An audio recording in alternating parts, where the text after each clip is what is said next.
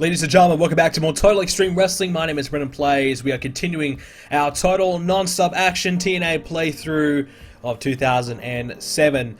We're currently week 4 of March. We're coming off our Destination X pay-per-view, and we have played an extra week on top of that. Just a quick little recap. We had the Destination X pay-per-view, which was a 94 rated pay-per-view. Really good. Main event was Jericho and Christian beating the Dudleys, Team 3D, in a ladder match for the World Tag Titles. 97 rated match. Really good. Fantastic show. And then we moved on. We then had our Impact show, which was held in Hawaii, so something a little bit different there. 7.69 rating, 88 overall show. And we had Muhammad Hassan celebrated his big win, but he got interrupted by Jeff Hardy. So that's now the next plan. Jeff Hardy will be the next contender for the World Championship. I was kind of looking at maybe saving that Jeff Hardy confrontation for another time, but you know, we've really got no one else. I think it's time. He's the right guy. He's the right choice. Monty Brown, he defeated Tanahashi, and Tanahashi actually had a really good performance, which is interesting because his performance has been a little bit down, but this was a better one from him. Machine Guns beat New Age Outlaws, and that was 96 rated. Yep, that's right, 96 rated. Wow. I mean, it'd be so great if we had the Machine Guns right now available in the tag division, but obviously Shelley is the X Division champion. They'd be having some killer matches. I think Machine Guns versus Team 3D would also be amazing as well. Sarah Del Rey, we promised her we'd give her a victory. We did. She beat Taylor Wilde. Nakamura, he beat Roman Reigns. So we put Roman Reigns on the show because Reigns' popularity is so low, and I figured we'll put him on the show to get some exposure and help him out in developmental. Low Key, he beat Shannon Moore. I think that was his first match back, maybe. I think it was. And then Roddy Piper announced a Lethal Lockdown match. So we're going to do Lethal Lockdown. We're going to do Goldberg versus Abyss in a Lethal Lockdown. Now we have to try and find some guys to be put on those teams. Jericho had his first Impact match. He beat Chris Harris one-on-one, 92 rated as well. Overall 88 rated show. So, you know, really good. Really good. Explosion 71. We had Joe and Rhino brawling Chavo, taunting Alex Shelley. So Alex Shelley will now probably take on Chavo next for the X Division. I think that might be, you know, Chavo hasn't faced him yet, and we've already kind of done Paul London. I think there's really nobody else. I think the end game probably will be Homicide, but we still need to turn him, so we're going to keep on building to that. Aries and Strong beat Sanjay Dutt, Jay Lethal, and Scotty Steiner. He hasn't been in a match for a while. Decided to give him one against Chris Hero. Chris Hero, I think, had a 90 rated performance or something stupid like that, so he is damn good. And then we went back to Japan for the first time in a while. One night only in Japan. We had 1,000 in attendance, which is really good. Now, to compare, we had 797 last time in attendance, and I think we are in the same region as well. So 1,000, that's really good. That's not too bad, you know, considering where we're at. You know, 1,000, you'll take that. 85 overall. The main event was Jericho and A-Train, who argued for a 98. Marufuji and Kenta beat a couple local guys, Akira and Taman Honda. That was 80. Nakamura, he beat Samoa Joe. You might be thinking, well, why is Samoa Joe losing? It's in Japan, doesn't really matter. But Nakamura has a lot bigger popularity than Joe in Japan. We'd like to kind of preserve that. Only 79. Honestly thought this match would probably be, to be honest, probably 95. There's no storyline behind it, maybe, but I really thought this would be terrific. To get only 79, very disappointing. We had Chris Hero, he beat Vegeta for an 84 rated match. Again, I thought that could have been a little bit better. Chris Hero has about 70 popularity in Japan, whereas Vegeta's about 85. So, of course, we brought Vegeta up from our developmental. So, good match there. Tanahashi beat Scott Steiner for 76, and then Jericho and A-Train was 94. So, yeah, great match. Jericho has great popularity in Japan, and A-Train's is pretty solid as well. But, yeah, 94 between those two. And quite clearly, we could do a feud between those two down the line one day, and I'm sure they would kill it. Speaking of Jericho, a bit of news about him as well. Apparently, Chris Jericho is fat. Age seems to be taking its toll on Chris Jericho, as recent pictures have shown that his waistline is continuing to expand at a fairly rapid rate. 36-year-old now is a middleweight. So he's moved up in a weight class from a lightweight to a middleweight. And to be honest, I actually wanted Chris Jericho to move to a middleweight anyways, because I think lightweight's a bit too small for him. But he's now flabby, so that's not that appealing. But I reckon he'll get back in shape in a few months, hopefully. Fingers crossed. We don't want him to be slowed down or anything like that, so let's hope he gets himself back into shape. Come on, Chris. The other big piece of news, well, one was Rey Mysterio. His contract was up for grabs. We did offer him a deal, but WWE just offered him like a monster deal, like a huge deal. We were getting nowhere close to it, so I didn't want to save it for the video because we just weren't going to get anywhere near it. So WWE's keeping Rey, and to be honest, I think that's, you know, fair enough. We probably shouldn't be taking Rey anyways.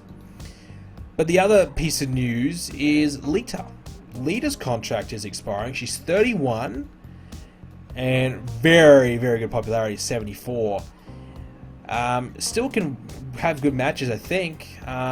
Well, only averaging 63. Her best match is 74. And that was against Mickie James. So that's not exactly that great, is it? 74. So Lita, looking at her stats, they're still pretty decent. I'm not sure why she's having that poor quality of matches, but good sex appeal of 80. Good, you know, not great star quality. Mic skills are okay. That's really, you know, not much else going for her other than her great popularity. WWE are giving her a deal of $16,000 for 2 years. We could easily beat that. We could probably give her a $20,000 deal. I just don't know if it's realistic to get her. I mean, she did kind of retire or like leave WWE around this time, so I guess it's possible. I mean, I guess, you know, she's 31, you know, she did leave the business in 2006, is that true? So she's probably going for a little bit longer than what she realistically did. So should we give her a deal? I mean, if we got her in our knockouts division, we might actually have someone decent, you know, with some popularity for Melina to work with. So it would probably be awesome to get her and terrific for TNA. I just don't know if it'd be all that realistic. But then again, we have Chris Jericho and Goldberg on our roster. So who, you know, what's realistic anyways? We could get anyone we want. You know, if we give them the right deal, anybody will sign at the end of the day. So we kind of need her. And if she's the best woman available right now that we could possibly get, it's worth throwing money at her. So let's offer her... WWE's giving her 2 years, so we'll give her 2 years as well. Let's see if we can get to 20 grand. I doubt we'll be able to, but we'll see if we can get there. 19 off. $50, Dixie. Sorry, $50 means a lot to you. Probably does for TNA, to be honest. And $30 now for the signing deal. So she'll consider signing with us, and then obviously we'll bid back and forth with WWE. They're not going to lie down, you know, that easily. But yeah, so we potentially could get Lita, which would be good. I mean, be interesting, you know, down the line if we ever try to get Matt Hardy. But we can get Lita, which could be good. But yeah, look, you know, moving along, looking at our roster. I mean, I guess we could take a look at our women in general while we're here. But our women, you know, we're just kind of struggling to get women around that 50+ mark. That's kind of, I think, where we want everybody to be.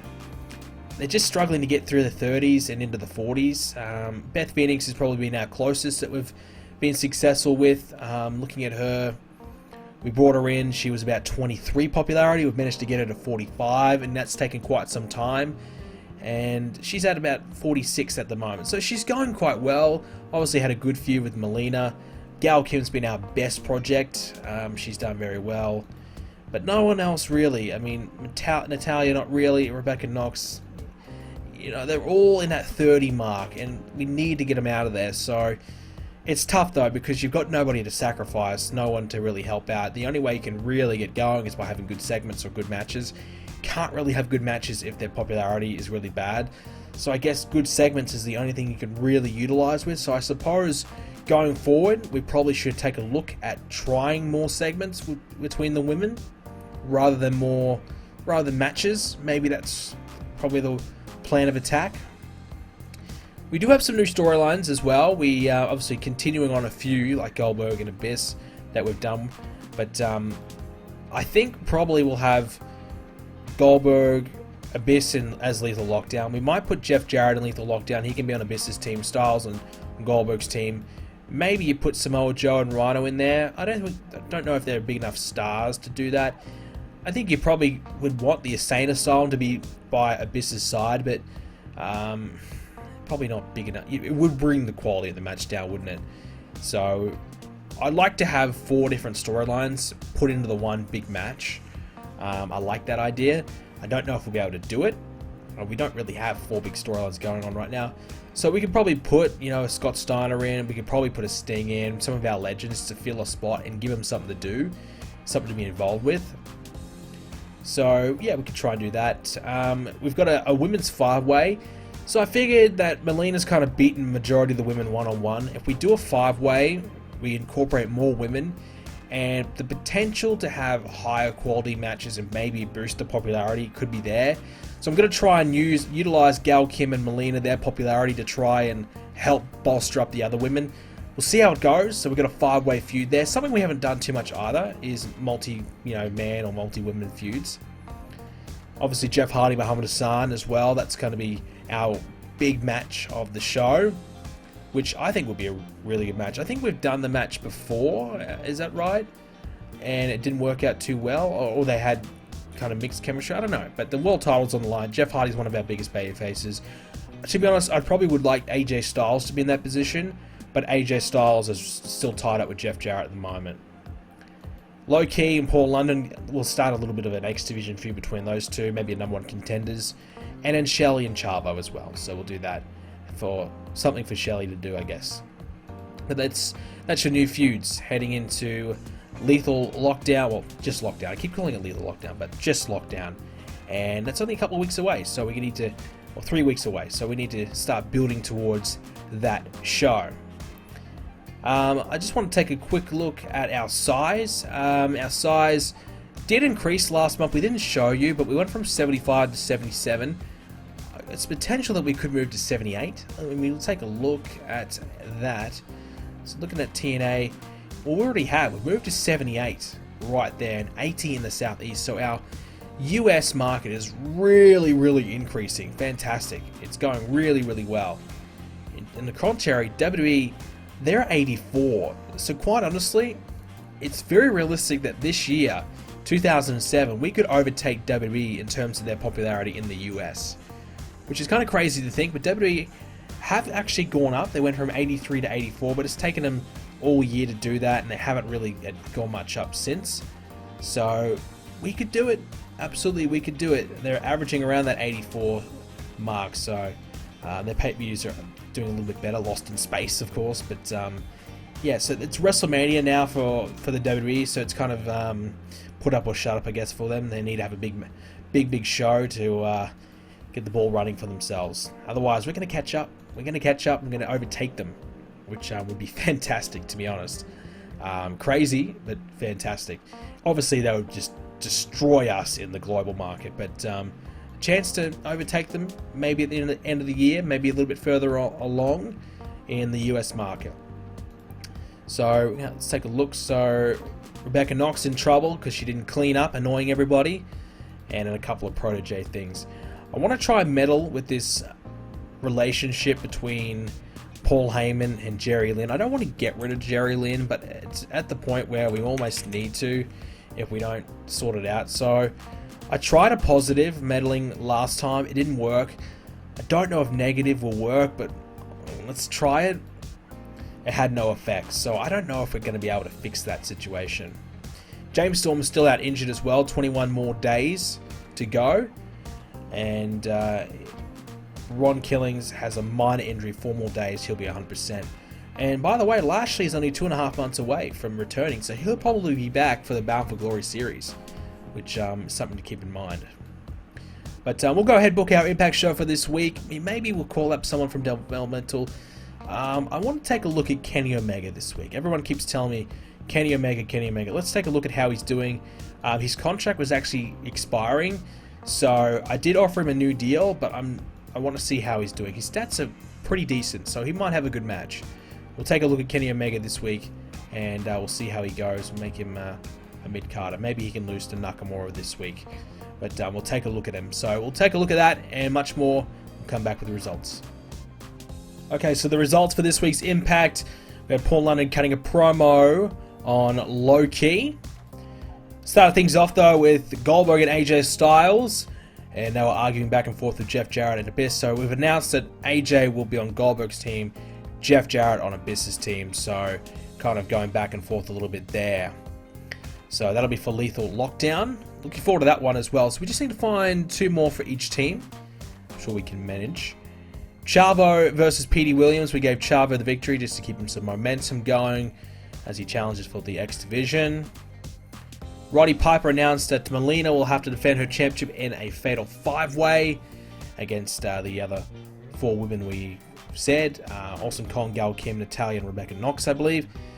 So yeah, we use Roddy Piper, mix him in with the women, and then try and utilize his ability and his popularity and try and see if I can get some of the women a bit more popularity with those better segments. Nakamura versus Kenny Omega. So Nakamura 78, Kenny Omega 61. So that's not too bad from Kenny. Some of our Lauren guys, like a Petey Williams, is Shannon Moore, they're about at that level. So not too bad from Kenny. Nakamura 78, which is good. Not too bad though from Kenny Omega, but probably could spend more time in developmental. No real rush for him, but he's not too bad. I don't think we've really seen much of him at all on Impact, so good chance to see what he's like. Molly Holly promo on Sarah Del Rey, continuing that little feud. Matt Morgan and Cesaro, 87 from Morgan, 81 from Cesaro. So Cesaro had a good match. That was good from him. 83 overall. Truth on commentary, so Matt Morgan gets a big win as R-Truth watches on. Jeff Hardy had a promo about Muhammad Hassan. But before we get to that, we had Team 3D beating the Insane Asylum. Kevin Thorne 64, Test 74. So Test is really starting to improve. He was, late 60s, pretty crappy. Now starting to hit the 70s. Nearly mid-70s. So it's been a long project Test, but we said it probably would take him a year to start improving. And I think he's starting to really get there now. It's starting to pay off a bit. Then we had the Dudleys, or Team 3D, challenging Jericho and Chris Jericho. Jericho and Christian, I'm always going to get those names mixed up. I apologize. Too many Chris's. They challenged him to a rematch for the tag titles, and they'll get it locked down. Main event, Jeff Hardy versus Samoa Joe in what pretty much is a #1 contenders match. We wanted Jeff Hardy to get a big win before he gets to Muhammad Hassan. So Jeff Hardy wins, he beats Joe. Rhino gets himself involved, interfering and screwing over Samoa Joe, continuing their rivalry. Jeff Hardy 91, Joe 89, 92 rated match. Very, very good. So Jeff Hardy now has the win behind it to become #1 contender because he was lacking a couple wins, gets that major win, and now he's ready to take on the champion and deserves to take on the champion, beating Samoa Joe, who was also going quite well. Mike Rotunda, his contract is ending. He's a road agent. Do we really need him? Not really.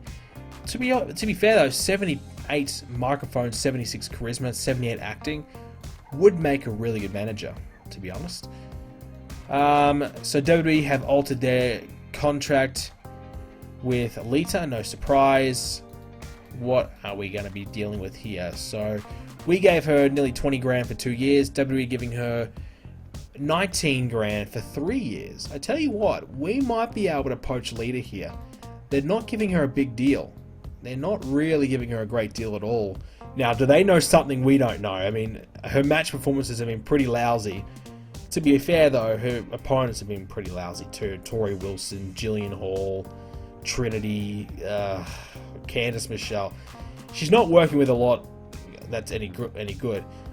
Lita versus Melina, that was 72 rated, and that was one of her better ones, so that's kind of good to know. That's a bit reassuring.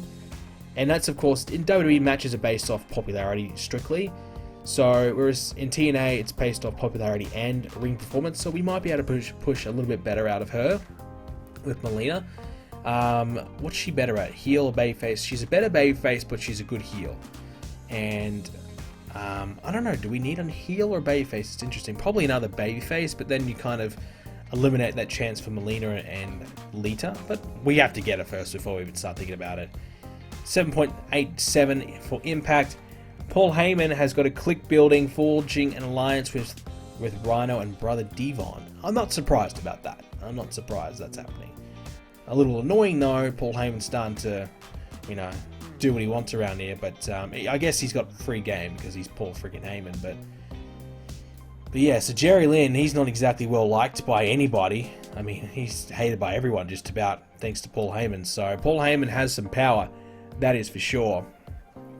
Alright, so we'll take a quick look. I wanted to see if Melina got any popularity boosts. She's nearly up to 68, so maybe a slight one.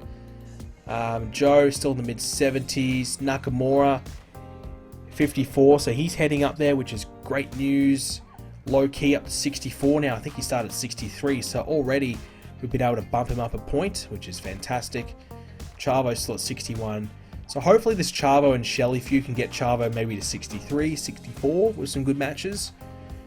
Shelly's doing really, really well as well. So Jeff Hardy, just want a quick look at him. He's about 82, so he's quite a fair way away from Hassan, but you know, I think that'll be a good match. And I just want to see if he has chemistry. No, he's got okay chemistry with Jeff Hardy, so no issues there. And I'm pretty sure they've had matches against each other. Muhammad Hassan versus Jeff Hardy, 97. Alright, yep, okay, that'll work, that'll do. And he had a pay-per-view match with Jeff Hardy for just 81. Okay, so he's had a really good one and an okay match against Jeff. But something to keep in mind for sure. I'm pretty sure they had a match against each other really early on that kind of bombed a bit. Yeah, his first match, 54. First ever match in TNA was a disaster. But they've both come a long way since then, and he had another one, 68. So around about this time last year, we had these two feuding. So I guess we're revisiting it, but this time the championship's on the line. Okay, so we'll keep moving along. I might just take a quick look at developmental. Last week we used Roman Reigns, and you know, he didn't have any popularity at all in some of these regions. Now he's got that to 16 or 18. So again, if you're playing this game yourself, take a look at your developmental and have a look at some people that kind of haven't been used in certain regions. Like look at, for example, Dean Ambrose has only been used in America, and if you have an international audience, put him on a show and it'll just get him that initial base popularity in these different regions, and he'll be a little bit more valuable to you. But more so if they haven't got all of America covered, that's when you would use it. For example, Alicia Fox, she's got nothing, so you'd put her there. And we did get Alicia Fox, by the way. We've signed her.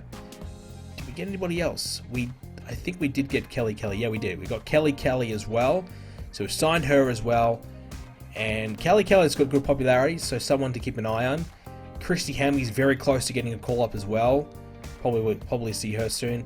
We did sign Layla as well. I'm not expecting a lot out of her though, but maybe down the line. So a few new women to our developmental, which it kind of needed, but we probably need some more males there. And I think I did offer Ted DiBiase a contract. So just looking at Ted DiBiase, I think Cody Rhodes and Ted DiBiase, as you know, we obviously know they were a good team as Legacy. Why not try and do that ourselves? Would be a solid team. He's got a good starting popularity. So we kind of let him work the independents for a while before we touched him, but now I think it's a good time to bring him in. And you can see he hasn't really improved much, if at all. I don't think he's improved at all, so kind of disappointing. But looking at his match history, he's only had 3 matches, so he's not going to improve with only just 3 matches under his belt. So we're better off bringing him in and trying to develop him down in GFW. And TJ Wilson, his contract was also up for grabs. We needed to give him a new one. With that being said, ladies and gentlemen, pretty much covered everything for this episode. I'm thinking maybe of sending a few talents to our different promotions just to kind of see how they're doing. You know, give them a chance to work some different places. So I might send a couple of guys to CMLL if they will accept them. So just to expand and get some matches on the belt. So maybe, I don't know, do they have women's matches in this company? They do have some women. Looks like they do. So we might send some of our women to CMLL. So give them a chance to develop there, because they're not going to be in any storylines for a while now. more than likely. So just some of our lower end women that aren't really doing a lot. We'll see if we can steal, you know, someone else from this company in return. Someone who would be useful. We could think about Vader. He's only working as a color commentator. He's a retired wrestler. You could maybe get him out of retirement and have him lose a couple times. That could be quite handy to us, to be honest. Or Jacqueline Moore. Probably not enough popularity there. We could even get Del Rio in for a little bit, potentially. But you'd want to get someone who's going to bring some value to our roster. And there really isn't probably that much there. But we'll have a look who's got a bit of popularity. Just Vader for popularity in the US. So we might see if we can grab Vader and for 5 appearances. And they don't think our offer is strong enough. We'll give them a bit of a cash bonus, see if 15 grand's enough. Yeah, okay. So 15 grand and a couple of our women get a chance to go and work elsewhere, have some other matches. To be honest, I wouldn't mind maybe sending another one there if we can. Shelly Martinez. So then we can maybe pull back the cash. So 10 grand, we get Vader in. And we could probably have Vader work a couple of matches as well. Why not? He's 49. He can still do it.